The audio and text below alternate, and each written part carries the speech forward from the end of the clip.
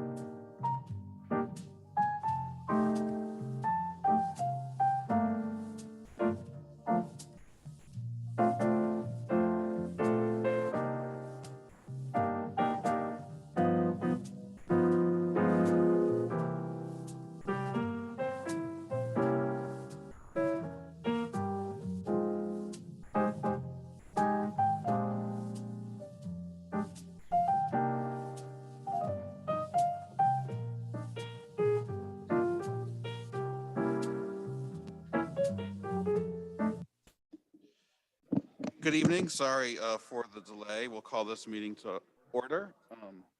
Ms. Henry, could you take the roll? Ms. Sawyer, Ms. Fowler, Ms. Vaughn.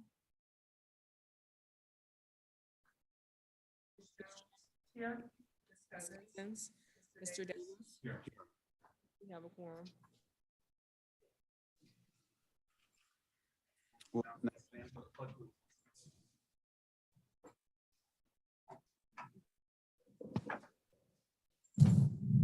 I pledge allegiance to the flag of the United States of America and to the republic for which it stands, one nation, under God, indivisible, with liberty and justice for all.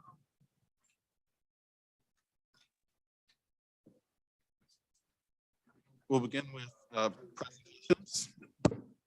Dr. Adams. I'm on board from the AFT Local 420 President, Mr. Ray Cummings. Mr. Cummings.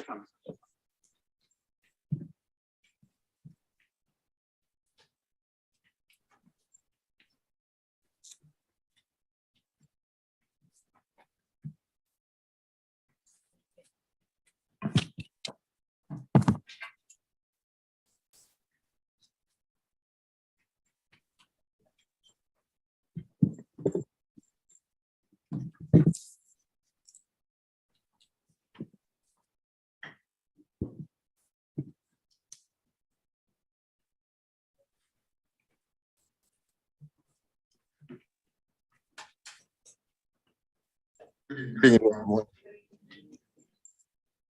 President Davis, Vice President, Superintendent Adams,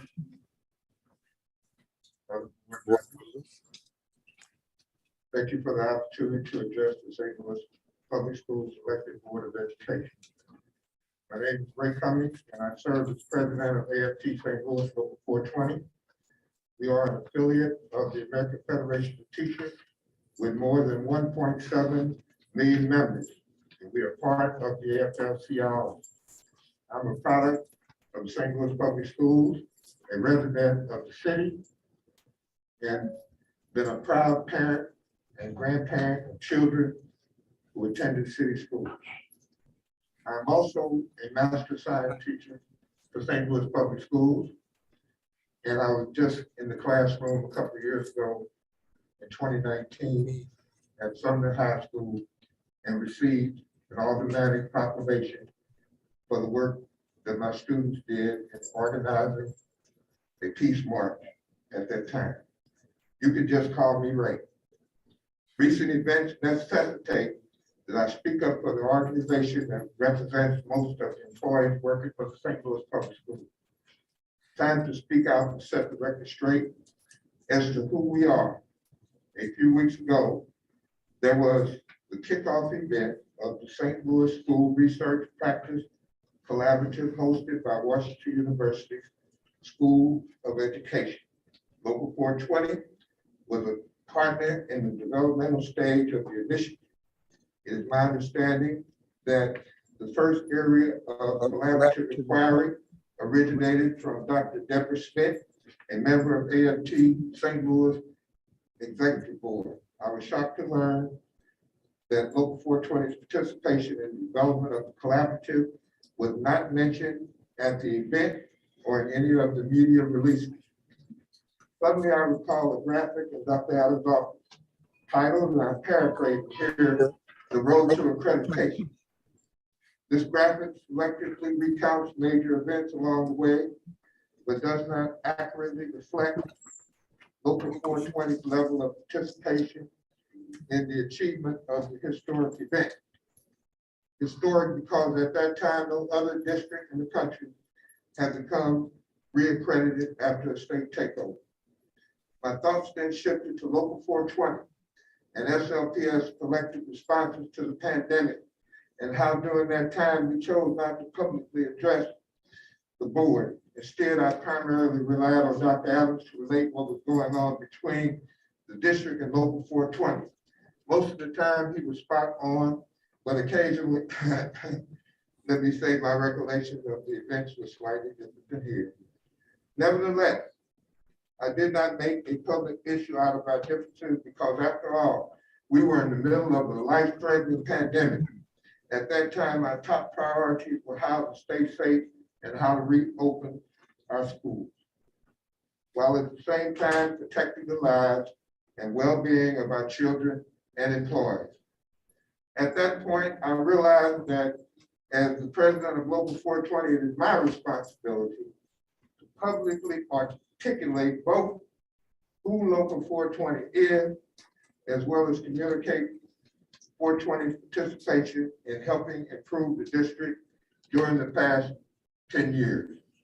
To accomplish that mission this evening, my three goals are to, number one, who we are. Number two, a decade in review. Number three, next step recommendations. Who we are. Local 420 has served SLPS for nearly 90 years. We have the distinction of being one of the first unions to be racially integrated in the United States. As a matter of fact, Local 420 was racially integrated long before the St. Louis Public Schools. There's only one bargaining agent for several categories of employees in the St. Louis Public Schools. In other words, we negotiate the salaries, benefits, and working conditions for the employees we represent. Local 420 is the only entity that represents all certificated employees like teachers, social workers, counselors, and other certificated education specialists. In addition, non-certificated employees like secretary clerical, teaching assistants, ICA, safety officers, and others are also represented by Local 420. A decade in review. Accreditation was not regained in a vacuum without the hard work and partnership and collaboration of employees, their union, and the district. Let's review several highlights of our collaborative successes with the district over the past decade that contributed to the reaccreditation of the district and ultimately the return of governance to a democratically elected Board of Education on which you now serve. The state takeover. From the very first day when all legal remedies were exhausted to prevent a state takeover of the district, Local 420's focus was to help the district recover accreditation and ultimately return governance of the St. Louis Public Schools to a democratically elected board. Working collaboratively through collective bargaining, Local 420 and the SAB jointly developed and implemented several innovative initiatives which contributed significantly to the district ultimately regaining accreditation. Several examples of the initiatives are financial, balancing of the books through budgetary collaborations. Following the takeover, in a private conversation with the previous commissioner of DESI, we learned that the state's greatest concern at that time of the takeover was the financial stability of the district. In fact, the takeover was not due to poor academic achievement, as was the consensus public. At that time, the SAB agreed to honor the final year of our agreement with the elected board, including the final year rating. At the end of that year, the St. Louis Public Schools had a budget deficit of between $60 to $70 million. Local 420 convinced all area labor unions and elected officials to back any proposed bond issues and tax increases. In addition, Local 420 worked with the SAB to pass those bond issues and even a historic tax increase, along with our members foregoing meaningful raises for over 10 years, all of which contributed to the district moving from that $60 to $70 million deficit to an over 30% budgetary surplus today. Let me repeat that. To balance the budget and to avoid layoffs, the members of our union agreed to forego meaningful raises for more than a decade. Peer review and assistance. One of our proudest and most successful partnerships is the St. Louis Plan. At the time of implementation, nearly one-half of all new teachers were gone by the end of their first year, which was a serious drain on resources. In addition, there was a lot of concern about teacher quality, both the first year as well as veteran teachers. The plan has been a success for over a decade.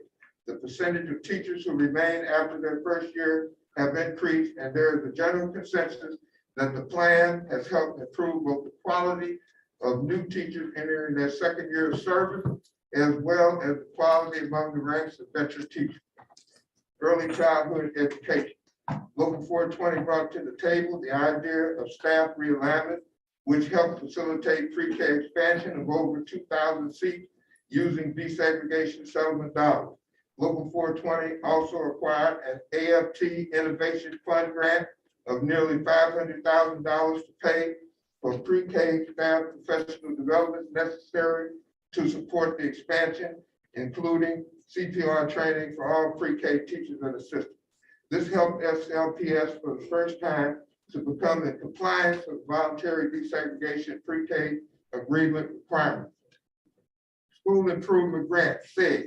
Local 420 and the St. Louis Public Schools partnered to implement plans to use millions of dollars in additional aid from the states designated for low-performing schools.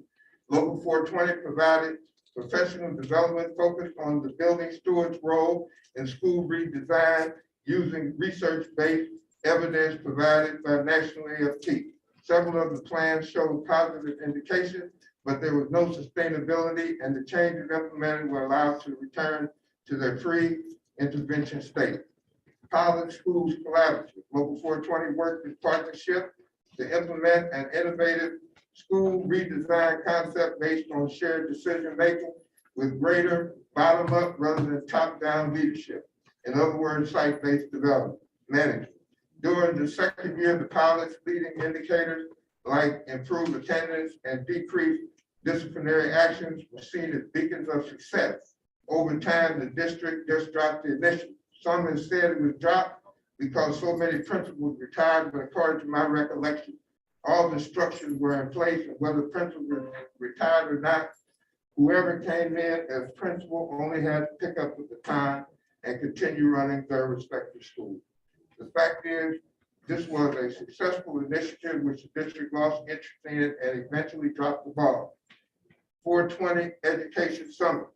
Over a year ago, Local 420 began holding Education Summit by meeting with small groups of various stakeholders, local politicians, including the President Controller Darlene Green, President of the Board of Aldermen, Louis Reed, numerous alderpersons, and the then President and Vice President of the St. Louis Public School Board of Education, along with Pat White, President of the St. Louis Labor Council. You might wonder why the President of the Labor Council was present. It was because organized labor is interested in partnering with the St. Louis Public Schools and opening a traditional vocational school in the city of St. Louis. The three main ideas that evolved out of the summits were: number one, a moratorium on not opening any new schools until a citywide education plan was developed. Number two, a plan to focus on TIP and tax abatement reform. Number three, development of a citywide education plan by the Board of Education. I'm proud to report that the Board of Education, Local 420's Executive Board, and the Board of Aldermen have all passed resolutions in support of the moratorium. In addition, an overwhelming majority of the community appears to also support the moratorium. There are now serious discussions about the schools not being harmed financially by tips and tax abatement in all quarters, and even talk about legislation at the state level to make sure that the St. Louis Public School gets its fair share of revenue. Also, the Board of Education is in the process of developing the citywide plan as we speak. Although some have said that this board is not up to the task of developing the citywide plan because each one of you are only volunteers and unable to work on the plan full time, like some shadowy stealth groups financed by who only God knows have tried unsuccessfully to seize control of the planning process. To them, I say, those who have been elected to the Board of Education make up the body that is legally responsible for educating kids in our city. Furthermore, nobody voted for any of those shadowy groups anyway, unlike the elected board who has been chosen by our citizens at the ballot box. This has been given, they have been given the responsibility by the voters to be the entity that plans education for the children of St. Louis. Another group of haters out there are spreading misinformation that this board is not inclusive in this process. I want to say publicly that nothing is further from the truth.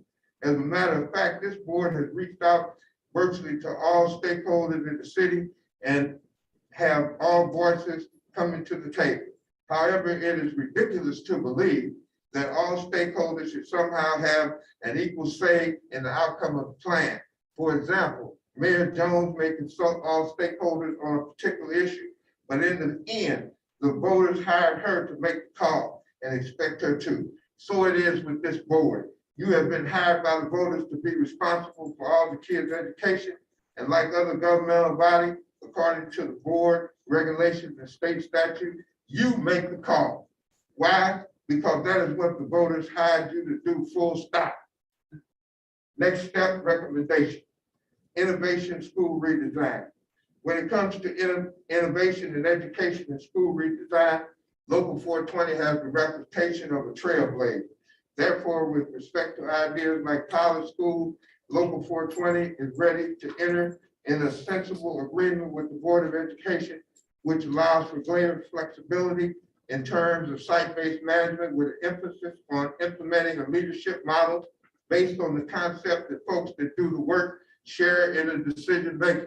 Furthermore, I cannot in good conscience recommend or back any model that would require the Board of Education to transfer governance of a school or any school to any outside entity, especially a group that contains politically appointed members.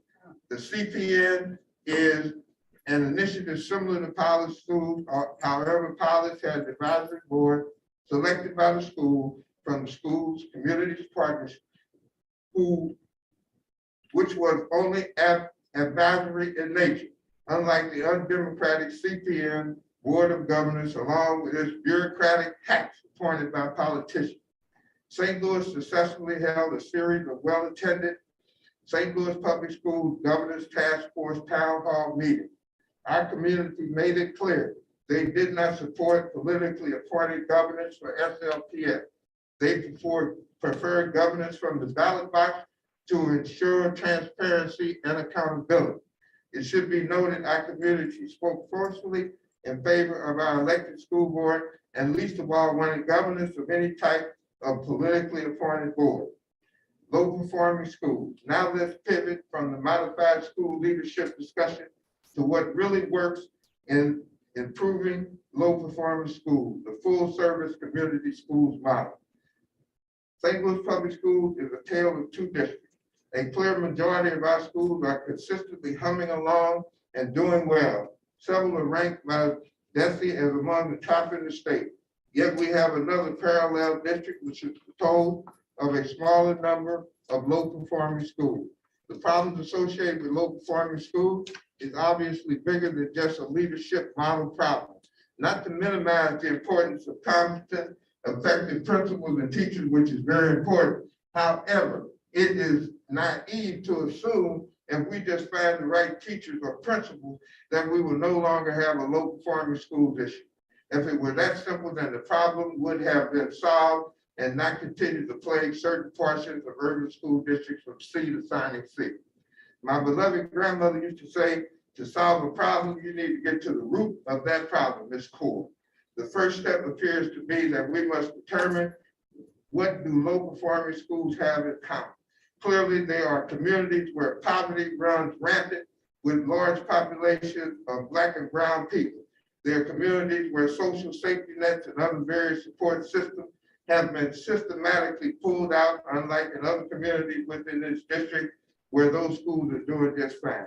In addition, a significant number of the families are homeless, and it's obvious the negative effects of instability that creates for those families. It does not take a rocket scientist to understand how important it is to have support systems in place in those low performing schools. These support systems must be designed to remove barriers to student learning and thereby increase the probability for improving student performance. Things as simple as working with parents to ensure that students are getting a good night's sleep on school day to increase the chances that students will be in school on time and alert, ready to learn. A school model that has great success, along with tons of evidence to document its success, is the full service community school model. I am completely dumbfounded as to why so many urban school districts, including the St. Louis Public Schools, many times turn to what I call snake oil sales people and privatizers who peddle their wares of appointed governance and amateur hour private business model as the magic bullet answer, while they only really are offering cosmetic change while collecting tax money for themselves and their cronies. Or we see some districts who just hang a sign on the school that says full service community school to give the appearance that corrective action is being taken, yet inside they continue to practice business as usual, resulting in no real performance improvement. Full service community schools with wraparound services and additional resources can help address issues around family security, parent academy classes, trauma, job training, etc. This is where there's real opportunity for using community partners to help solve low performance issues. We want St. Louis Public Schools to invest in real full service community schools with wraparound services to provide stability and support system to those families at low performing schools. St. Louis Public Schools responding to community problems. St. Louis Public School leadership must be able to respond to community problems. For example, recently there's been an upsurge in automobile accidents caused by folks running red lights. Dr. Williams, chief of staff of the St. Louis Public Schools, was a victim when someone ran a red light and totaled her car. Thank God she was not seriously hurt. When we examined the perpetrators of many of these incidents, they have one thing in common. They are mostly young drivers in their late teens and early 20s. You don't have to be a road scholar to understand that we might consider reinstituting driver's education as one of our learning opportunities that might help solve this problem over the long term. Another example, we recently have had several young people killed by handguns in their own home, primarily due to not being exposed to age-appropriate learning concerning gun safety.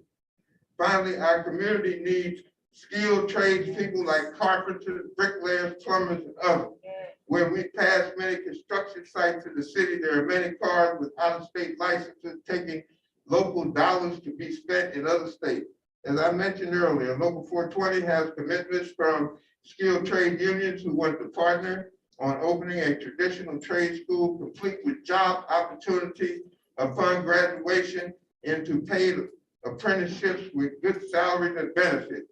I need not remind you that there are folks working to support profit-making priority post-secondary vocational schools like Rankin, who spread misinformation like the district cannot afford the state-of-the-art equipment needed for a trade school.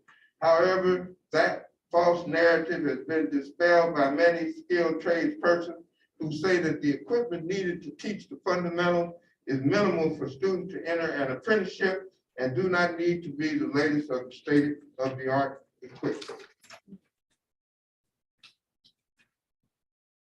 Quality education opportunity. Disruptive behavior.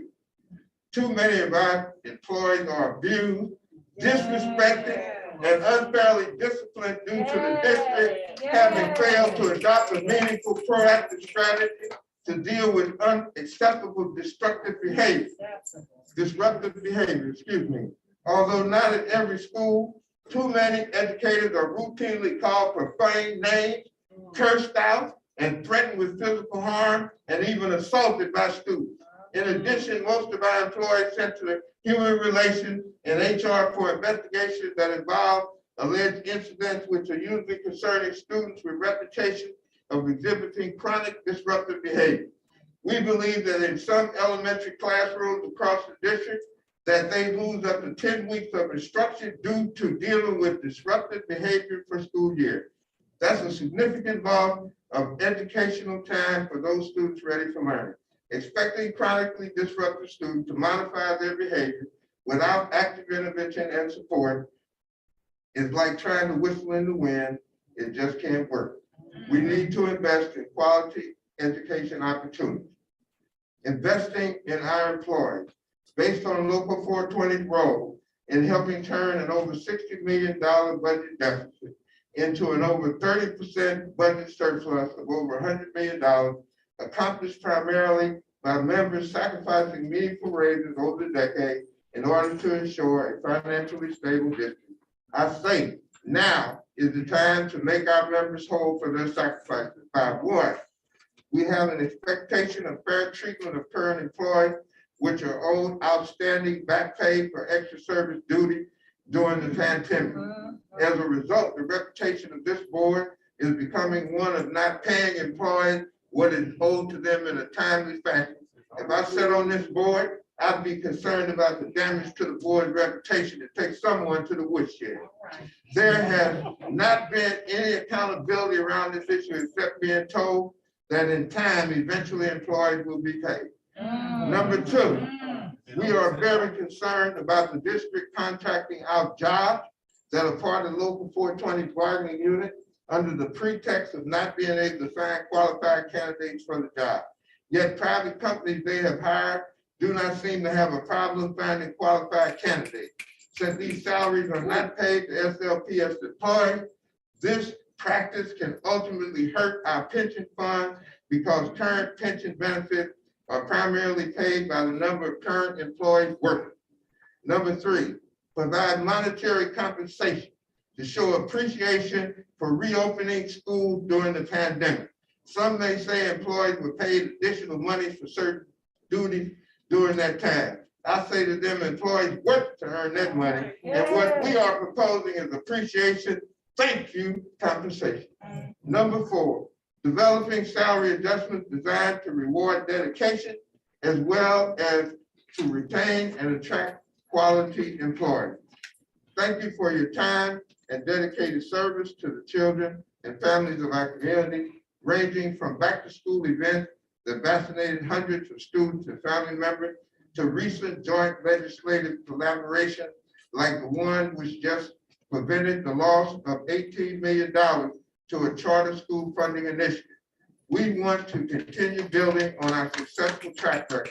We are at a critical time in history, a particular point in time where the stars are aligned.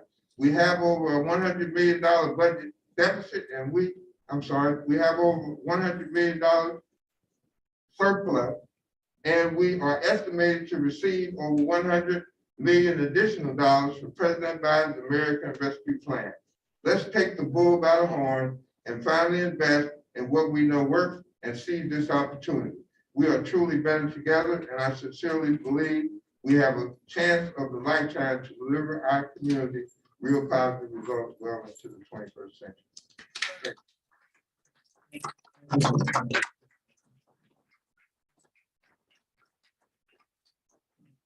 Now, Mrs. Andy Banks, budget presentation. Thank you again. Thank you.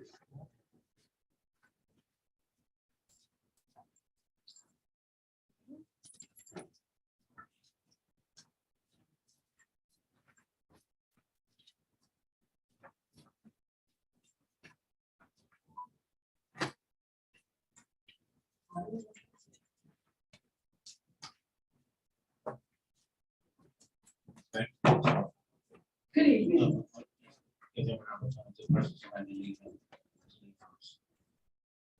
All right, thank you. So tonight I will be presenting the proposed 2022-2023 budgets. So as you may recall, in February, I presented the preliminary 2022-2023 budgets. So I am just going to go through the highlights from the February presentation, where we only presented the preliminary 2023 revenues, and then we'll go through the proposed revenues and expenditures for 2023, talk about next steps, and answer any questions you may have. So if you may recall, we went through in February the fund balance, which of course, Mr. Cummings talked about this evening.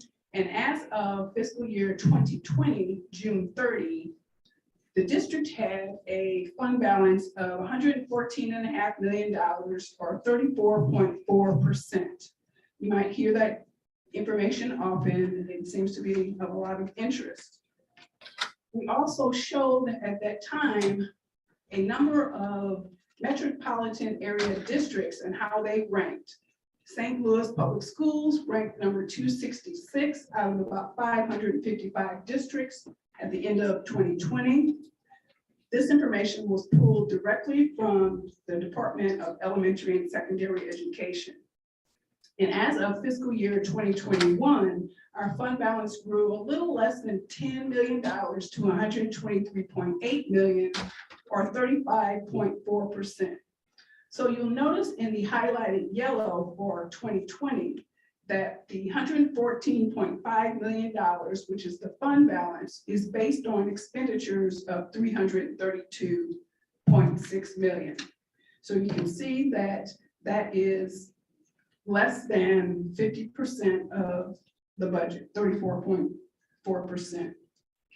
It's clearly a measure of economic stability, and it provides cash flow liquidity. And basically what I mean by that is we have a lot of grant funds in the district. We typically spend about $50 million in grants, and those are reimbursable. So we have to spend the money and then request reimbursement from the state. So that fund balance helps to make sure that we have the funds to pay out those expenditures, which are mostly salaries, which also limits our tax anticipation borrowing when we have that fund balance. And I'm sure everyone's aware of, make sure that you have 6 months of expenses in the bank, and it's the same concept. So going through some more highlights for revenue for 2023, here are 4 fund categories: general operating budget, local grants, state and federal grants, and debt service. So the number behind each fund category is either red, which indicates that the revenue is anticipated to decrease from the current year projection.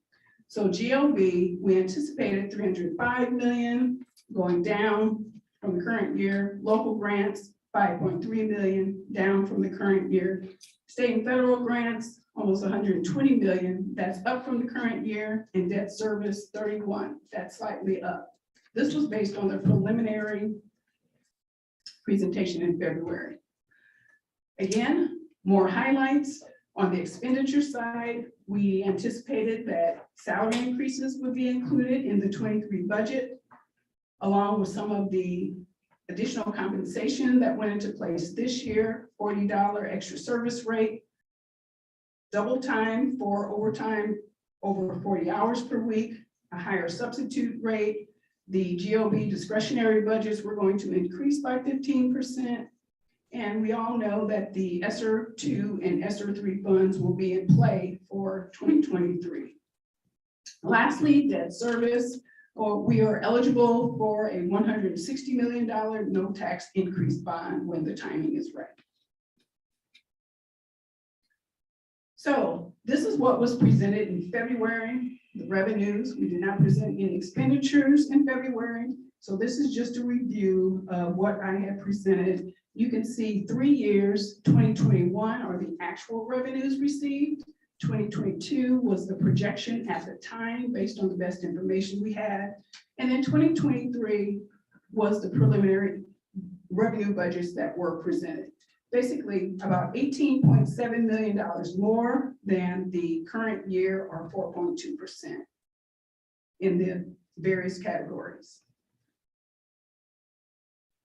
So as we look at the proposed budgets for 2023, our revenues have changed somewhat in the categories based on more current information. And we have 5 different categories: general operating, local grants, state and federal, food service, and debt service. Today, what I wanted to talk about briefly are the expenditures in those same categories. Again, we have actual expenditures from fiscal year 2021, projected revenues and expenditures in 2022. You will note that the projections for the revenues did change slightly from February as the information was more current. And then we have the proposed expenditures for 2023. From the revenue side, you'll note that the revenues are actually higher than what we had originally anticipated in February. That's mainly going to be due to our ESSER II spending. Our spending has not been as robust in the current year as we had originally anticipated. So more of those funds will be carried over to fiscal year 2023. So overall, from a revenue standpoint, we anticipate $52 million more next year than the current year, or 12%. And those same negative numbers or negative percentages will indicate changes from the current year. Negative will increase, negative or red indicate decreases from the prior year, and green indicate increases. For the expenditures, you'll note that overall we anticipate $469.2 million in expenditures for next year, which is almost $90 million more than what we anticipate or project that we will spend in the current year. And just from a very high level, our general operating funds, we anticipate a 10.6% increase from the current year. Our local grants, which is a 46% decrease, the major changes there, the current year, we use some of the local grants in the foundation to fund some pre-K expenditures. Next year, those pre-K expenditures will be funded in the general operating budget. That's part of the GOB increase. State and federal grants, as you would anticipate, 105.6% increase.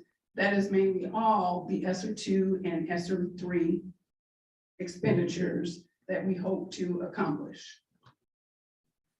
Food service, 13.2% increase, and debt service, a 1.3% increase. I know that these are a lot of numbers in front of you. However, I have included in a packet for you the detailed budget, which is a 36-page document. If anyone would like some light reading this evening, it goes through detail on all of these numbers. They all tie back. And what we did was break it out, by school, by department, revenues in various ways, in case you're interested, whatever your level of detail that you're interested in. And certainly we would be more than happy to go through any type of questions at any time, should you have questions. This information will be posted on the website. You'll note on the next steps slide. Obviously, we're here at the work session. We have a link to both the presentation and the detailed budget, the 36-page budget. This information will be available after the board meeting for comment, public comment through May 6th, at which time we will compile all information based on the comments. If there are any significant changes that need to be made to the budgets, we will do that prior to the May 10th board meeting, at which time we are looking for approval for the budget. That really concludes my presentation, and I would entertain any questions that you might have. Thank you, Ms. Banks, as always. Natalie, can you hear us? Do you have any questions? I can hear you. I don't have any questions. I just had a comment that Natalie, you want to start? Natalie, No, I don't have any questions at this time.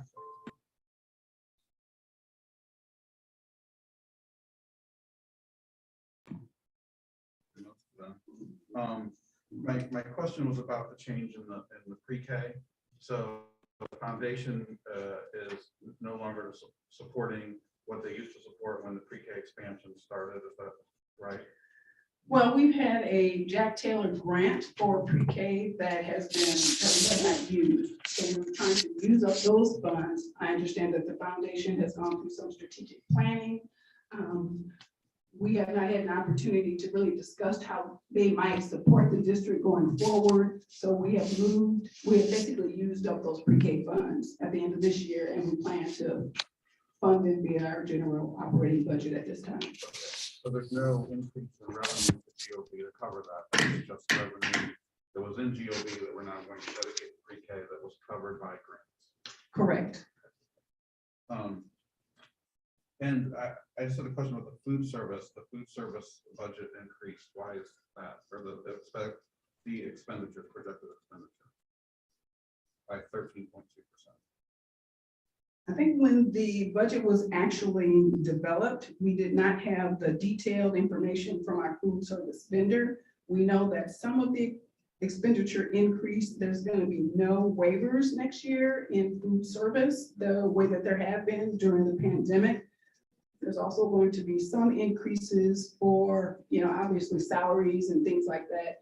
But there is probably a buffer in those expenditures just so that we have room should something come up. I know we talked about some different opportunities to do in the food service area, but we would certainly anticipate that there might be a surplus. Okay, and that jogs my memory because I think they addressed some of that in the food service presentation, so I can see it falling together. Natalie, any questions?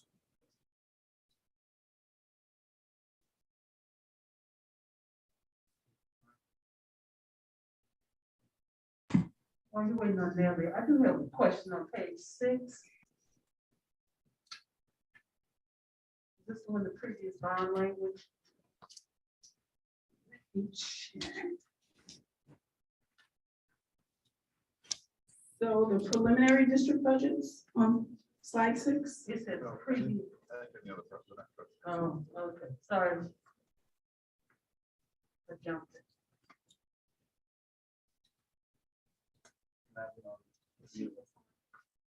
Natalie, I think you're muted, so unmute yourself. But maybe we can hear you. Can you hear me? I can barely hear you guys right now. I didn't have my mic on. Yes, we can hear you. Great. Okay, so I didn't really have a question, more of a comment, just that I wanted to point out to the public that the entire general operating budget is, 200 something pages.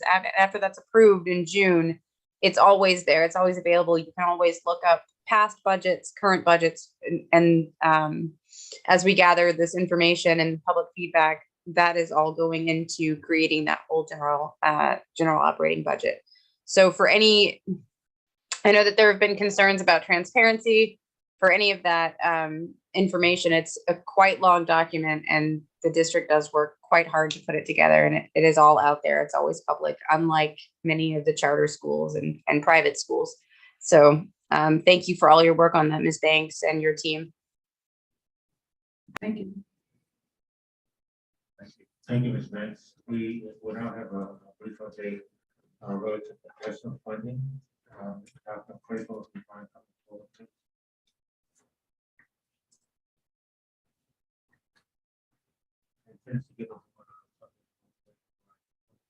Give the board an update about where we are at this point in time.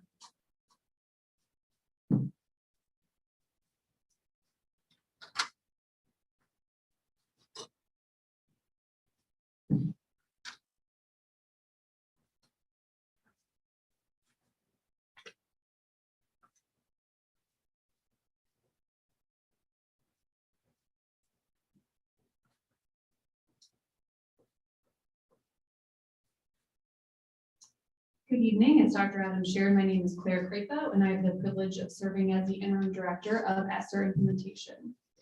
So tonight I will be providing the board with an ESSER 2 update regarding our current ESSER expenditures, a timeline for our projected expenditures, some of the challenges we have experienced when expending ESSER dollars, and finally I will share our next steps regarding our American Rescue Plan, or ESSER $3. So this slide right here, this is a slide you've seen before, provides a brief overview around our ESSER funding. And there are really 3 key priorities highlighted under ESSER 2. One is safely reopening the schools for all students. 2 is addressing pre and post pandemic unfinished learning. And finally, 3 is building lasting systems of equitable teaching and learning. So our next 3 slides provide an overview of our district expenditures. So what you see on this slide here is our total district budget for ESSER 2. So that total budget is $46 million. As of April 18th, we have encumbered approximately $4 million. So that means that funds have been obligated towards a specific item and a purchase order has been created. We have expended approximately $7 million. So of our total $46 million budget, 24% is either expended or encumbered. Per federal guidelines, the ESSER 2 funds must be obligated by September 30th, 2023. So this next slide really provides you with an overview of our district expenditures by department. And so I won't go through each of these, but I'll direct your attention to the first one. So if you want to take a look at technology, you see their overall budget is around $2 million. They've encumbered approximately $400,000, expended $2 million. So at this point, they've expended or encumbered their entire budget. And their proposed or their purchases are Promethean boards in all classes. So you can see for our other departments where we are in terms of what their budget is, what they've encumbered and expended, and what their proposed purchases are. This is not an exhaustive list of all of the purchases by department, but it provides a pretty decent overview of what they're looking to purchase. So in terms of the timeline, particularly for our departments that have not yet expended their entire budget, we provided a timeline for the summer and then next year. We anticipate that the majority of our funds for departments will be expended during next school year. We want to start with this summer. Our operations department will actually expend the largest majority of their budget over the summer because their projects have to take place while classes are not in session. Our academic office will expend approximately 20% of their budget in July around professional development for teachers. So then when you look to next school year, you'll see our departments expending their dollars. So the operations department will expend the remaining amount of their budget. We have student support services looking at contracted services, so including therapeutic services for students before and after care programs. And then the academic team spending approximately 50% of their funds first semester on extra service, licenses, outdoor learning areas. Again, it's not an exhaustive list, but just representative of what they're looking to spend. For our district, we've set an internal deadline for all ESSER 2 encumbrances for June 30th, 2023. So in the previous slide, I said the federal guideline is September 30th. So we wanted to create a buffer so we have enough time to make sure that our dollars are spent in really intentional ways. So for our school timeline, our schools are really working. They started expending second semester. So we expect by the end of this fiscal year, approximately 30% of the funds to be encumbered or expended, then 60% for first semester, and then finally approximately 90% by the end of next school year. Again, for our schools, we've set the internal deadline of June 30th, 2023. So we wanted to talk through some of the spending challenges that we've seen. So one is that some of our departments have required RFPs. And so we know that RFPs, that process takes anywhere from 3 to 6 months. So anytime a service required an RFP, it delayed the service's beginning. Another challenge has been facility upgrades. So as I mentioned before, operations can't do a lot of the work during the school year. And so most of their upgrades and most of their expenditures as a result take place during the summer. The supply chain issues, I mean, we've seen this in every industry across the country and globally. So we have many delays on items due to the pandemic. So one of the areas we highlighted here is flexible seating, and then staffing capacity. A lot of our schools are looking at purchasing flexible seating, and in order to get the flexible seating in our spaces, we have to have the removal of furniture. So we've been working hand in hand with the operations team to make sure there's a smooth process, but we do anticipate some delays in this. So I've talked about ESSER 2. I want to provide a brief overview of ESSER 3, or the American Rescue Plan. It's really been in the news lately because it was recently appropriated by the Missouri legislature just in February. So $103 million has been allocated to SLPS.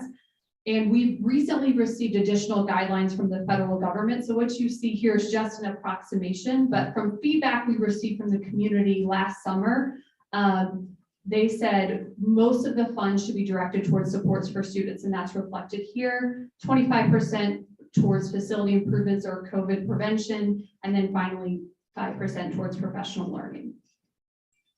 So that concludes my presentation, and I welcome any questions that you may have. Natalie, we'll start with you.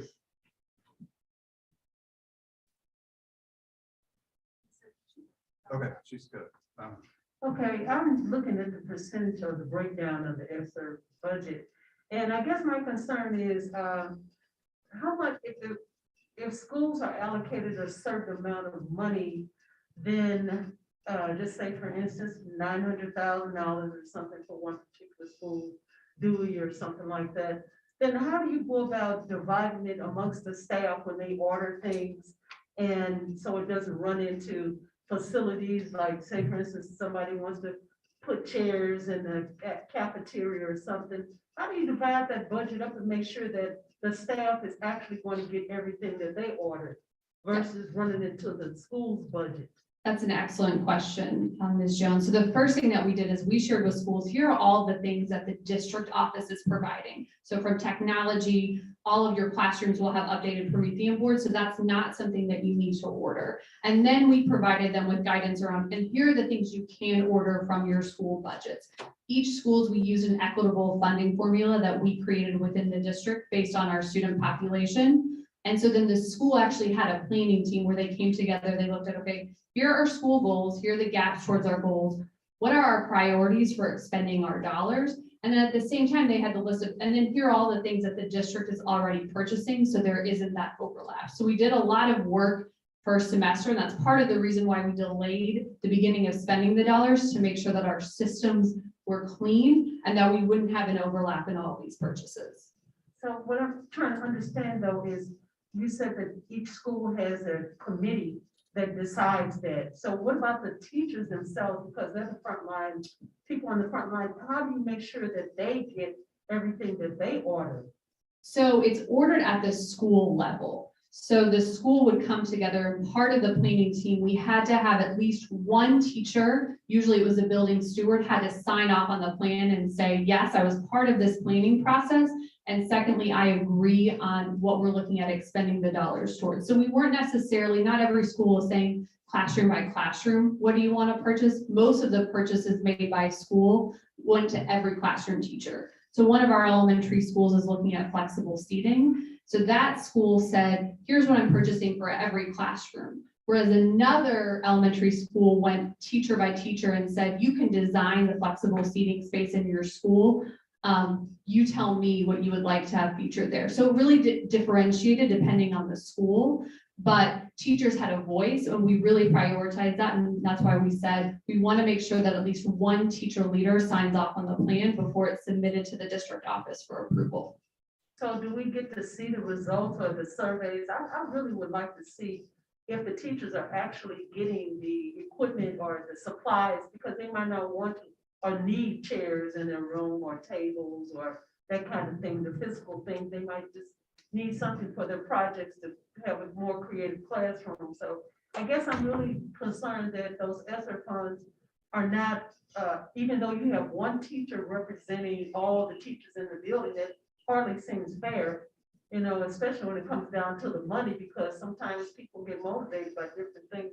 Not saying anybody's doing anything wrong, but it just seems as if some of the things that the teachers might really need get left out just because the principal and a couple more people on the committee want to get some chairs, and they want to get some tables and put some pictures of that kind of thing. How do you really ensure that the teachers are going to get the things that they really order? That's what I want to know. Is there some kind of documentation? So in terms of what they've ordered, we have our system through Business Plus. So if a school ordered, say, 500 chairs, there's then the back end where we actually have the school go in and say, yes, I received this order. And secondly, did I receive the 500 chairs? So those are all parts of our Business Plus process. I would say in terms of teacher involvement, I mean, I certainly think we can always do more to make sure all of our teachers are involved. For the planning process, we just had one teacher sign off. That doesn't mean though that we said only one teacher can be involved. Majority of our schools had teams of teachers who were really part of this planning process. I did professional development on the planning process for Woodward, and they had their entire staff there, and we went through and we developed their plan together. So I would really say, even though one teacher signed off, at the majority of our schools, we had teams of teachers who participated, because to your point, we wanted to make sure, especially with these dollars, they're at the school level, we wanted the people closest to kids making the decisions. And so that was part of the ESSER II planning process. So they just, I guess I'm still trying to understand, can they order smaller things other than the facilities? Because facilities their money shouldn't even be included in that. The teacher shouldn't even have to worry about the chairs or whatever out of that big budget that they're gonna have. Absolutely. We had markers, or things like chart paper. So sort of the supplies that you would see, all of those things have been ordered. I've been approving them on a daily basis. We're using Amazon as one of our vendors for ESSER II. So those sort of, I almost call them, just general teaching supplies. We've seen schools across our district order those things. And again, they're small items, notebooks, paper for kids, school supplies. And so they're ordering them now in anticipation of using them for next school year. So, but you do have a system where you can cross-check to see if what the teacher actually ordered has come in, or they're going to get what they actually asked for. Absolutely, because we also want to make sure that we're not paying our vendors if we haven't received all of the materials. So there's a system in Business Plus that we all have to follow to make sure that all the materials are received before we're paying then that check to the vendor. Well, I just really hope that the teachers are not getting what they need, that they really report, to Dr. Adams or to someone else to let us know that they need those items, because those are really important. Because so many years the teachers had to come out of their pocket. Absolutely. For the smaller things, and I just don't want to see them continue to have to do that when we have a surplus of money to help. Thank you. Agreed. Thank you. So just so I'm clear, so I think you had a couple, you had operations, academics, student support services, technology in terms of the amount expended. What you and Ms. Jones were talking about, the building level, are those spread amongst those categories? Is there another category? Yeah, that's a great question. So that's not reflected here. So in terms of schools, as of 4/18, $2.4 million have been encumbered, 2.1 million have been expended. So that's 18.7% have been encumbered and expended in terms of schools. And so really for our schools, they just started this process a few months ago. We did have the approved vendor list because we wanted to make sure it's an easy process for our schools to order these materials.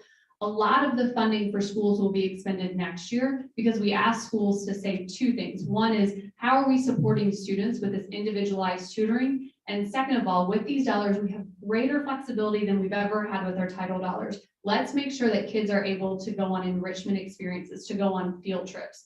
So that was worked into all of our plans. And so you won't see that expended until next school year. So schools had to say 15% will go towards enrichment experiences because we can pay for buses using these dollars. So I think we have a lot of excitement and opportunity at the end of this school year and really next school year to get kids out and around the city seeing our sites. And so just to be clear, so they've turned in their plan. So all of that amount has been requested by the school. So there's not money next year for them to go through a process again. But it's just, it's a kind of a 2-year plan. And so some of it's going to be rolled out. It'll roll over. Whatever they don't spend this year, it will rolls over to next school year. And is the district helping support on those enrichment experiences, new opportunities? Because I know sometimes it's in the planning process. I've been to the Magic House too many times. The zoo. The zoo is really not that exciting to me anymore. But we've also had teachers who we got grants, we went to Springfield, the Arch, the great experience. There's new things that I know not everybody's doing, but that takes time too.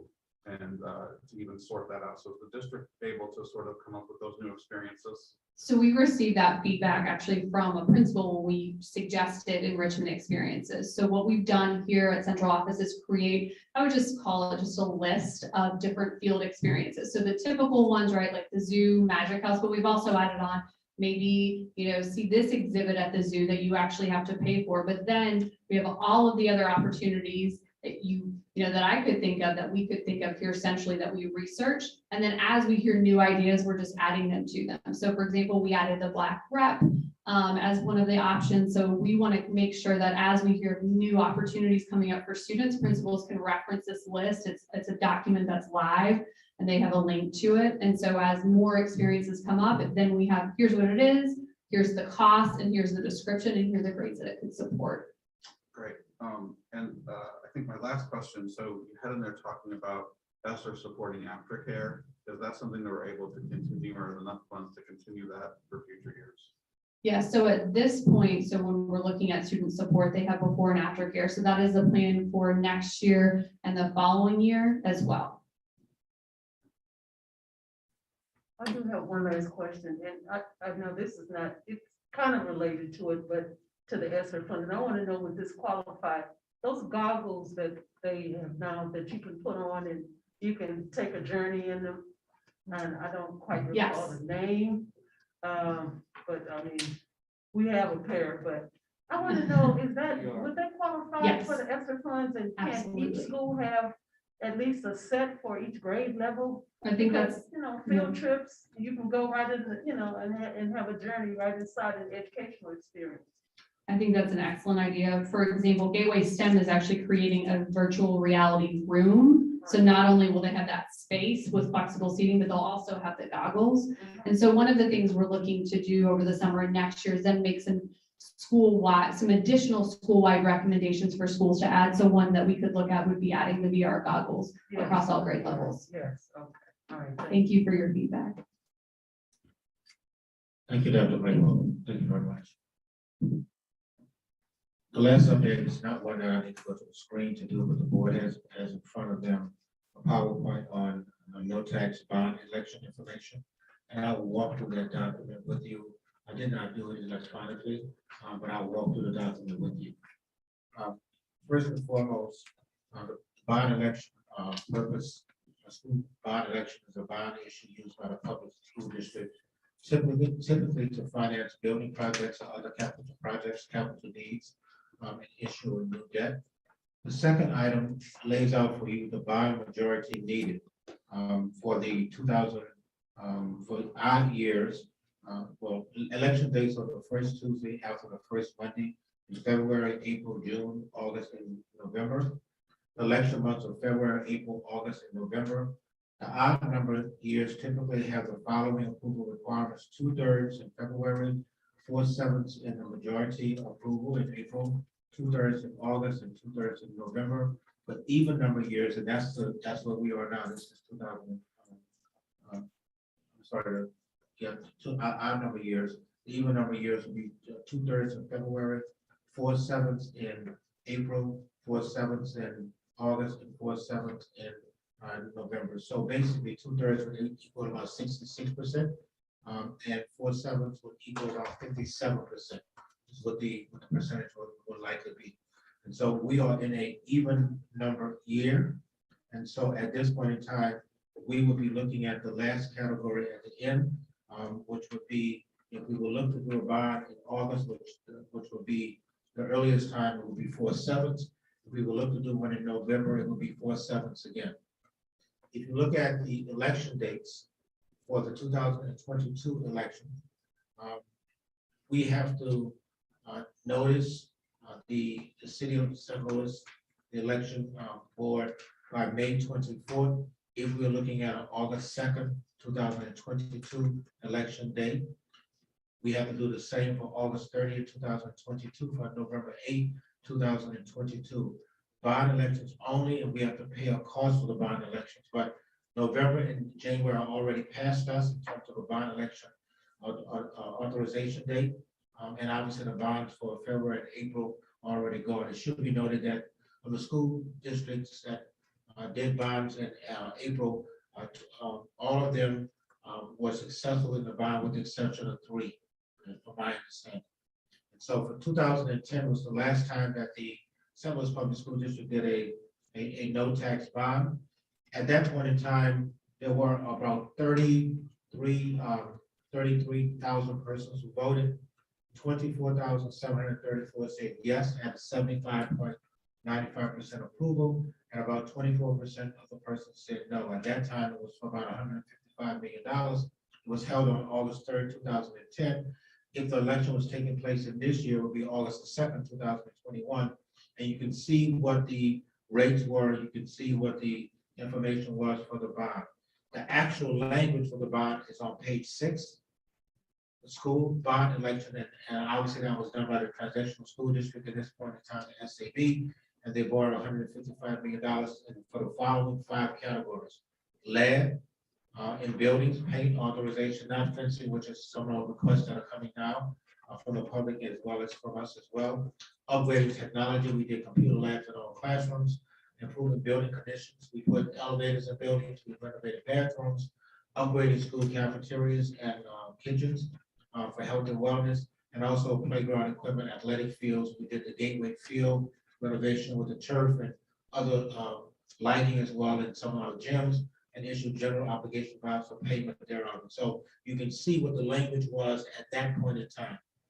The informational campaign, because there's two campaigns that takes place. It's an informational campaign, and the board has to support the informational campaign.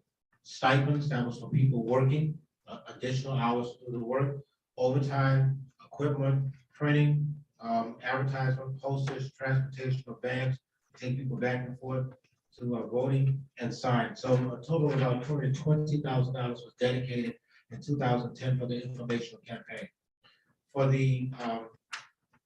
the election cost was about $150,000. That's what we projected to be moving forward. If we're looking at an August ballot, it all depends how many things are on the ballot, because you pay a percentage based on what's on the ballot. There are a lot of items on the ballot. Other persons will have to pay as well, but if it's only us, we carry the bulk of that cost. Informational campaign, as I said before, about $220,000. The election costs, and we're estimating this right now because we don't know what's going to be on the ballot, about $150,000, which is a total of about $270,000. The advocacy campaign, and that's the campaign that says that you tell people that to vote yes for a particular item. Information, we are just laying out why we want people to have this information, what we are looking to do. The advocacy is we are asking people to actually vote. Normally that happens through private donors, because the district cannot cover that cost. It's illegal for us to take dollars that are GOB dollars or title dollars, quite frankly, to cover the cost for advocacy. And so you see what the cost was in 2010, about $125,000. Videos and brochures about $10,000. And you see a senior breakfast and reception. So really, we ask outside entities, the business community, very specifically, to provide about $145,000 for us in relation to the advocacy campaign. The total on page 10 is a total of about $515,000 in 2010, about $500,000 for a $150 million bond election. And so you can see what the cost differential was as it relates to that. Some on page 11 lays out some possible facilities upgrades. This is based on our FCAP document. We put out a document every single year that shows what our needs are. Those needs are about $330 million of needs. This is only about 50% of those needs being met. You heard the presentation from Esther just now. We are likely to spend of ESSA dollars about 10% of those, to spend about $10 million with ESSA 2 and another $25 million in ESSA 3 to cover some of the facility concerns we have. So the ESSA dollars don't in any way, shape, or form cover everything. It only covers about 10% of those things that we think we need to have for the district. And so the board would determine what the priorities are along with administration. Chillers are always needed. We have issues around lead fencing, as the public has indicated to us, upgrading some athletic spaces. I use this analogy. When you have over 20,000 students using the facilities that we have every single day, and you're talking Monday through Saturday, Sunday sometimes as well, then those facilities are impacted. So it is important that we have bonds that take place on an annual, regularly, such that we can addressing the outstanding issues. Some districts, quite frankly, put out a bond every single year. Almost every year, like clockwork, they put out a bond every single time they can put out a bond. This district has not historically built that rhythm, there is no tax increase at all. The taxes that are being covered right now are the same taxes that will be covered if we put out a bond in November or August or even February of next school year, which would be the optimum time to look to do so. So I want to walk the board through that. The second document the board has is a document that lays out a timeline, a calendar. If the board has some interest in this, you see what happens in April. On April the 26th, we're having a discussion around that. The arrow shows from the 27th to the month of April. If we decided that we were interested in doing this, we would engage the union and other entities in that case. In May, you can see we will meet with local officials to seek their support of a bond. That would be the Philadelphia community, the business community, the couple dollars. We will meet with private donors as well. We will identify co-chairs, select a campaign manager. The board will vote on the 10th at the next board meeting. If this is something the board wants to do at this point in time, and I only framing this if we're looking at August. If we're looking at November, obviously we would shift something further back. Notice to election authorities to file for August 2nd. We would have to actually pay and file at that point in time. We will have meetings with the local union in June, you can see. And I'm not going to read all of this to you, but you can see kind of the schedule and the plan that is in place that will likely have to be in place and all of the things we would have to do between the months of April and August to pull this off. It is a large task. And so if the board is interested, we need to know earlier than later what the board's position is so we could plan appropriately to do so. So I just kind of want to lay everything out. I know Mrs. Banks has teased this in her conversations several times as we have had fiscal updates or financial updates. And I want to lay out to the board because the board had asked for some interest around looking at what the possibilities were as relates to a no tax bond. Again, no tax increase at all around targeted facility upgrades. This, I think, is really can be coordinated with the citywide plan as we're looking at facilities. And it also gives you the ability to build new schools if you wanted to. We're talking about a citywide plan and where we could plant schools. So this bond could give you the ability, not just for renovation, but also the purchasing or the building of brand new schools as well. If that was something that the citywide plan talked about. Mrs. Jones has talked about a career tech building that it could be used for that purpose as well. If that is something that the board is interested in, but having that information early on to go to the public and make the case is important as we look to do this. So again, I want to give the board an update. This board has not been engaged in this process, but I think we do have some opportunities here, and I would like to get some direction, not tonight, but obviously later on from the board about what position it would want to be in. Thank you. Natalie, I can't see you, but do you have any questions or comments?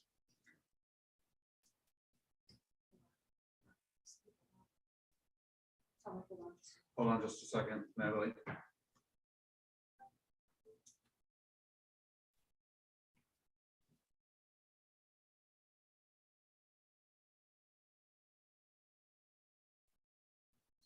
Somebody have it on screen.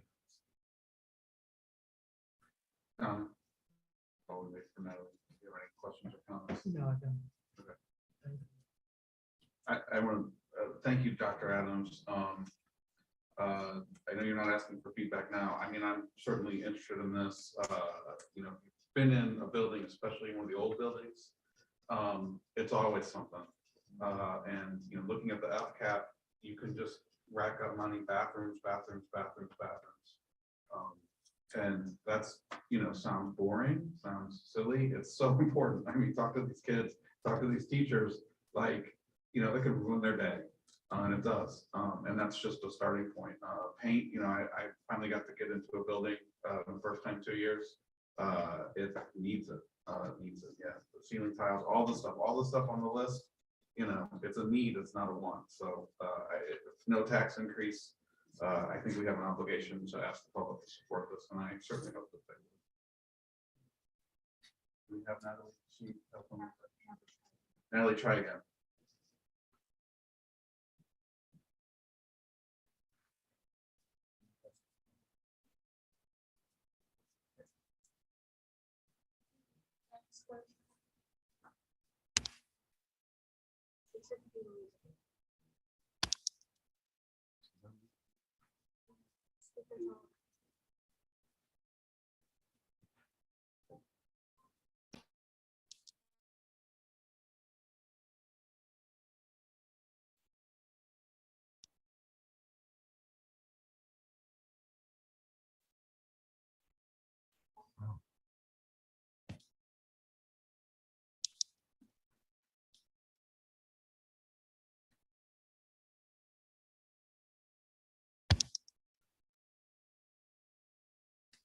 Oh, I'm sorry, Natalie.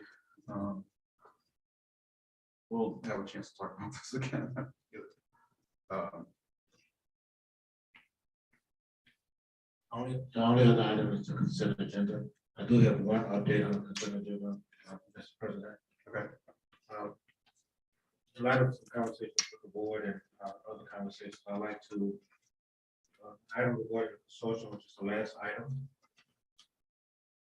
I'm going to provide the board with an update and ask the board to extend this for 3 months while we come back and we look at the configuration of the consortium board.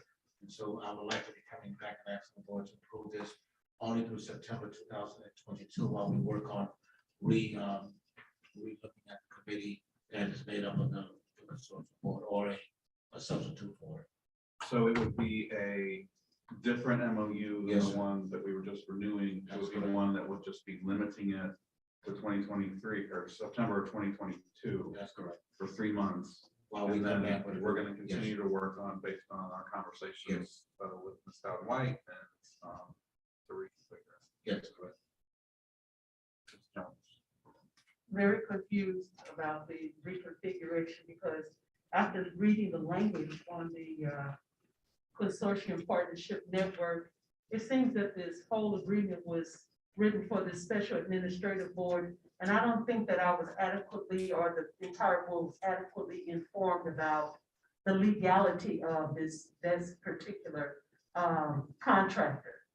And I'm just really concerned because we only have 60 days. If we don't do anything today, then according to this document, then they are extended for an entire year. So to do nothing is to automatically extend it. And I don't understand because it says the transitional school district, which was been made null and void by the DESI between that and the CPN, which is a private contractor. So I'm trying to figure out how you talking about creating another 3 months on this whole document. We have never had a real explanation of this entire document. I mean, I'm not a lawyer, but I sat there and my highlighter went dry. Just going through it, I like, what is going on here? No one has really explained this entire document. What are we doing this? I don't understand this. So, Ms. Jones, what I would be asking for the board to do is to allow me to come back to the board for a period of time with a new agreement that is aligned to the elected board, not the transition board. According to the document, that's not even acceptable. It's not, it can't happen the way this is written up. That Mr. St. Omer's, I think he said that he wrote it up, but still we have not had a legal explanation of this document. How are we doing this, Matt? I don't understand. So It's not legal. So part of the concern and the timing issue with becoming a concern is that in the document, Ms. Over jump in here because this is, just my reading and Don, we've talked about this, is that the MOU automatically extends in June 2022 if there's no action taken. And then there's another portion in the document where it talks about ending the consortium where you have to give 120 days written notice, and then they can come back with 6 months, to try to cure anything for cause. So I think the question is, are we okay to just come back at the next meeting and just do a short-term extension? Does that prevent those clauses of automatic renewal? If the other party, okay. And the other party being the CPN board.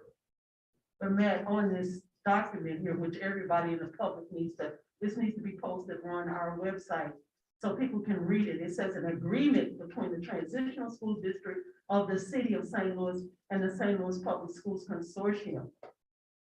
I mean, this was effective for the special administrative board, not for our board. You make an agreement with something that did not initiate with, this is not a document that we put together. And we are being made to agree to something that we didn't put together. I don't understand why we can't just get rid of this and put our own agreement together instead of agreeing to this, because I think this is a problem, seriously. So that's what the extension will allow us to do, Ms. Jones. But on another note, all of the agreements we have with transportation, food service, all have transition school district on it. And when the elected body came in place, the new agreements come with the brand new information, a language related to elected board. But all of our agreements that we started with before the elected board came in place had the transition school district in place. So wouldn't it make sense to get rid of this entire document and shut down the CPN and do our own not-for-profit and run our own school? I don't understand why it's necessary to have an entity like this to interfere. We keep outsourcing all of our entity, and they're asking us to provide monies, to provide staff, to provide facilities and pay for this or that. And I'm trying to understand why. We haven't done that for the rest of them. We already knew Merrimack was okay, so that score is going to be good. But then here you have McLean is always struggling all the time. And of course, that's in the Black and brown community. So all these services that they're getting, the autonomy and that kind of thing, should be made available to the other low-performing, so-called low-performing schools. But you're wasting time right here, this is my opinion, wasting time going through this agreement with the CPN. And not one time have I ever seen a document from Ms. Banks in regards to the funding. And it says in this document that she does an analysis every year. I've never, ever seen an analysis from Ms. Banks on the this agreement here on the CPN, never. This seems so secretive to me, and I'm a board member. I don't understand why we're doing this. So Donna, I agree with you. And this is a hope that we can do exactly what you're saying, but we need some more time. We don't want to, it's an auto renew, but we also want to give some clarity to the students and the faculty that, you know, we're working on it. So this was sort of the compromise position that we had, so we can arrive at something like you have. Natalie, I don't know if you can be heard yet, but if you have anything to add, since there's just three of us. Okay. Sorry, Natalie, it's not working. All right, well, thank you, Dr. Adams. Our next part is reports of the board and board items. And if I could indulge, I do want to go first and make an announcement that on Monday, we received a letter of resignation from Dr. Roberts, resigning from the Board of Education immediately. And so I was sad to receive it, but I certainly respect her position. This is a lot of work. This takes a lot of time, and it's going to be a thankless job. I do want to say how much I sincerely appreciate and thank her for everything that she has done for me over the past year, but everything she's done for this Board of Education and the dedication that she's shown. And beyond that, a lifetime of service to students here in the city of St. Louis as a teacher, as a principal, as administrator. It's really going to leave a void on our board. With that, I do want to sort of talk about one other issue in public that has been mulling around in my mind. And, you know, we because of illnesses and family emergencies, we have a lack of a quorum, actually. In St. Louis Public Schools, in statute, we are treated uniquely. We are a metropolitan school district, according to the statute. We are the only metropolitan school district in the state of Missouri. So we have our own set of statutes. We are governed very differently by statute by the state than any other school district. And so Dr. Roberts' resignation brings up an issue where we are unique. And that is that we are the only school district where vacancies on the Board of Education are filled by the county executive. In this case, it's the mayor.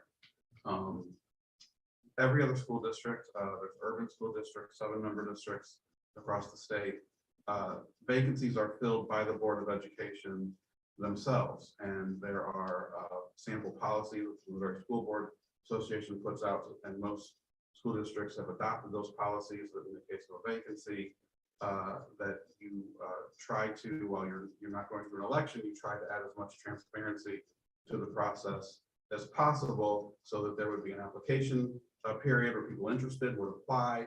Then the full board considers those applications in an open forum. So, people demonstrate their interest, and then, not exactly like an election, but sort of similar to it. That's all done open and public to show their qualifications and their interests. The mayor has full statutory authority to approve the appointed member, but we will be in a situation where we'll have 3 members of our Board of Education who have been appointed by a mayor, not all the same mayor. So it was my suggestion, and I'm just again opening this up to the public, that we approach the mayor and ask her if she could collaborate with us. So we do an open process, sort of a hybrid process, completely voluntary, but because we are limited by that unique statute, that we try to adopt a process similar or identical to that MSBA policy for urban districts, where you have an application process to fill the opening, and that we discuss with the mayor how she'd like to proceed after that. That if we make a nomination to her, and she could choose to accept it or not, or if we give her a slate, whatever it is. So this is unique. This is something we've never done, but we're also in a very unique position that we are going to have so many appointed members on our board. Now, it is a short time period because it only goes to the election, but you only fulfill the term, and Dr. Roberts' term was up in November anyway. So it's a 5-month period. So, it would cause a rush, but at the same time, there's a bit of an urgency as well. So I'm throwing that out to the public. That's going to be my recommendation to the mayor when we ask her to appoint someone, if she wants to collaborate with us. And, this is not a political thing. This is just something that I think would get us more in line with every other school district and at a level of transparency, because it is a lot of work, and this is a unique board, and there has to be some level of information to know what you're getting into, because it's kind of unfair if you don't.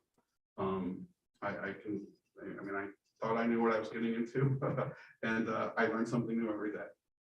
So I don't know if we have Natalie back. I assume we don't, but I don't know, Donna, if you want to have any thoughts. Thank you, Matt, for that. And I want to say I thank Dr. Roberts for all the dedicated and hard work that she put into this board. But I would like to say, it is my hope and my sincere prayer. All the years that I've been on here, I've seen people come and go, but what I want to say is that whoever the mayor selects, that they be dedicated to the students of the city, first and foremost, and not just someone getting on here so they can build themselves up and be selfish. We need people who truly care and love our students, who care about what's going to happen, because right now we got people coming at us left and right with big money who want to turn this into privatize this whole district, because they see the NGA coming, because they see money here. They look at our children like dollar bills. And I'm really interested in seeing people that come to this board, and I can't control anything. It is up to the mayor, that they come and they really care, because we got kids that are dying in our street every day. To me, this is an emergency situation. It brings tears to my eyes to see so many kids getting hurt out here, and our young men that leave here and don't have all the proper resources that they need. Only the other day, I watched 2 carloads of young men in their early 20s, 18, 19, standing in front of me. And they had AK-47s and 45s and smoking weed and doing things. And this is all they were doing. But I can assure you that they weren't licensed plumbers, electricians, that kind of thing. So what is important is that we have people on this board that care enough to fight for our students right now, our kids, because I'm sick and tired of them dying. And I'm sick and tired of seeing them not have anything. And they don't have to be my child. They don't have to be my cousin or whatever. I don't care what color they are. All I care about is having board members that are dedicated to this city and these city schools, because there are private schools, parochial schools, everybody. I love that. That's great. But first and foremost, if you're a leader in this city, you have to care about this. People move here, families move here because they look at the schools. and they want to see people that are dedicated. And that's all I want to say, Matt. I just want to say, it's time to stop playing now. I'm sick and tired of kids dying. Let's get some people in here that really love this school. That's all. That's all I have to say. Can I say amen?